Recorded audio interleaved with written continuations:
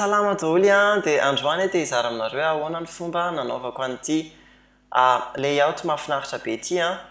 dia ity penne ity dia efa ao anaty description lien an'ilay izy a dia misy an'ity lien makany amin'ny dribble an'ity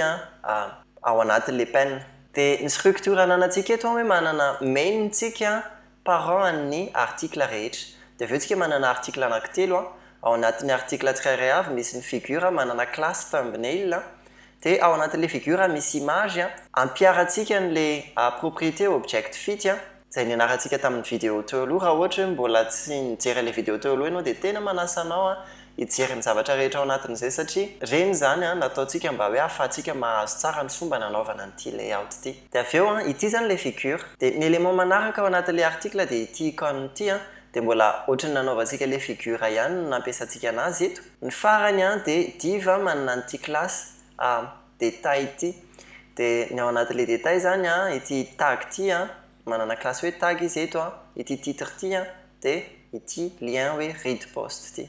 ny zavatra nataontsika tao anatin'ny CSS dia voalohany indrindra aloha ny importentsika le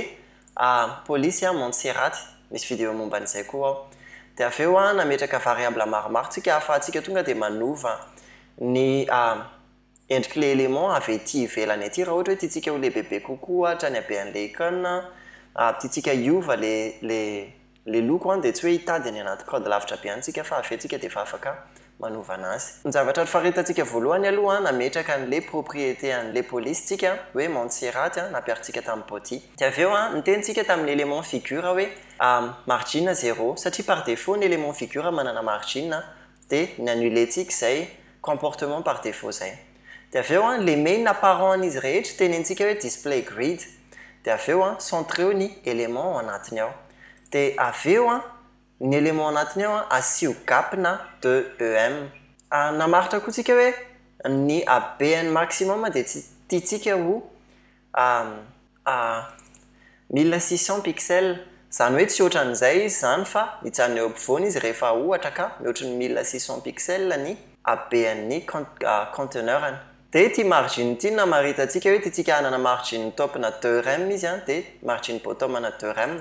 ity valeur voalohany ity ho an'ny ambony sy ny ambany dia le auto ho an'ny akavia sy akavanana zany hoe automatika zany mitovy foana ny valeur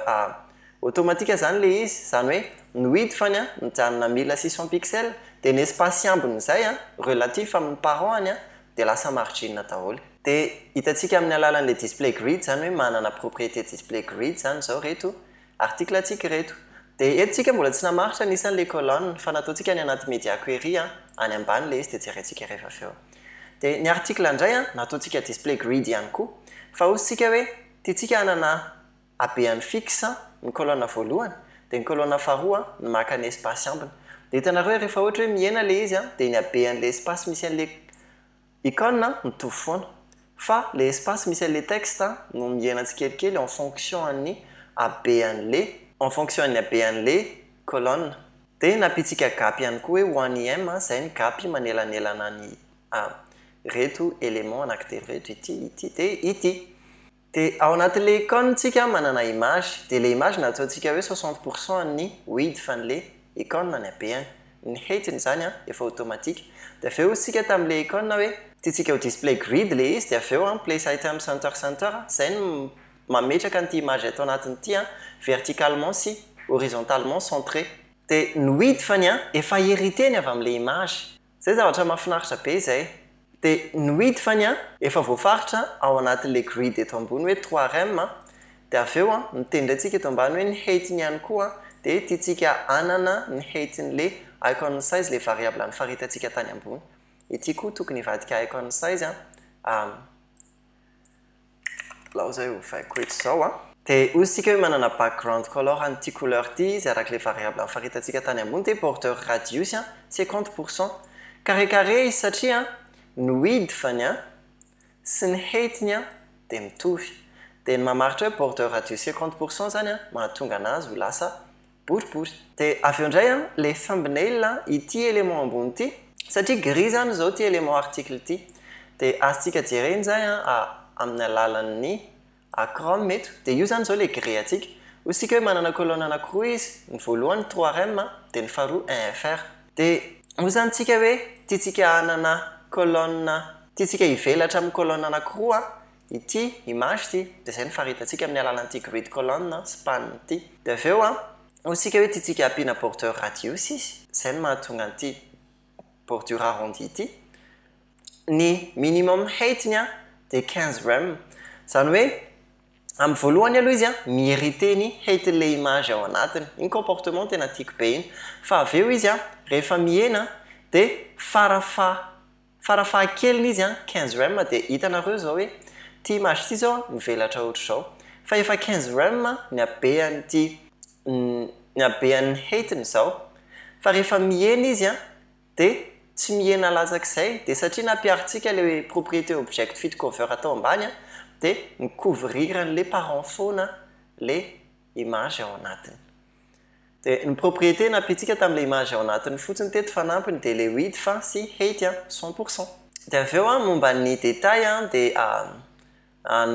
namaritra propriété maromaro momba n'le police fotsiny sika dia ho an'le élément encre anchor dia ny annulentsika ny comportement par défaut satria tokony ho souligné izy par défaut dia osika hoe text decoration raha tokony underline dia lasa non dia izy koa inline element par défaut dia rehefa inline izy dia ignorer ny padine tops bottom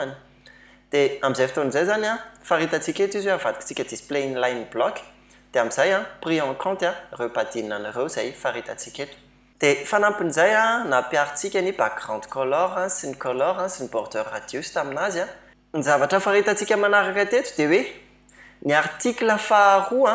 na hoe ny enfant faharoa article directement amban'le élément main dia tiatsika anana row span na 2 dia ny amaritantsika an'izay satria ity zao ny élément faharoa dia hitantsika rehefa hoe manao hover avy eto amin'ny main eto tsika dia ohatr'izao ny fizaran'le grid dia le élément faharoa mispanina amin'ny ligne anankiroa an'le colonne satria izy lavalava zany dia raha ohatra hoe